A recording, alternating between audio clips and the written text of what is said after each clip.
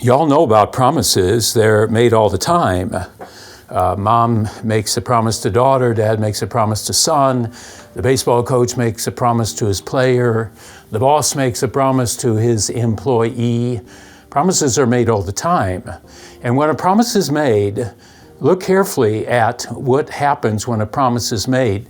Is it not the case that you look at the promise? You don't look at the promisor, you look at the promise. Promise you we're going to go to Disney. I promise you if you try out, you're going to make the team. I promise, I promise, I promise. And you're looking at the promise.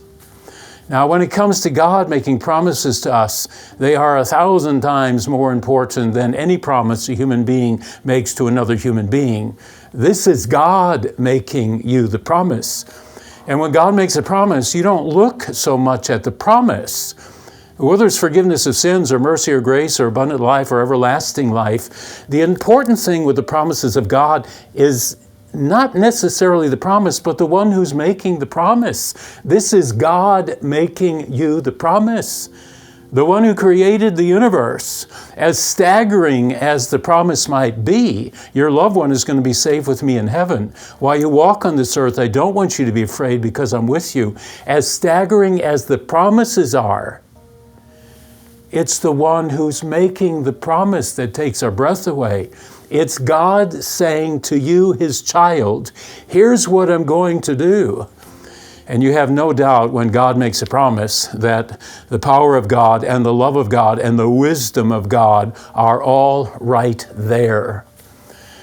Have you prayed to God? Have you looked at the Bible? Have you seen his promises? Has someone shared with you the promise that God has made?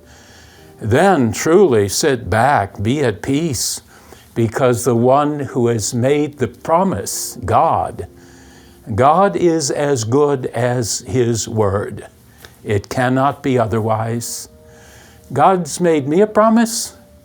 It is absolutely certain because God himself has spoken the word. In his powerful name, amen.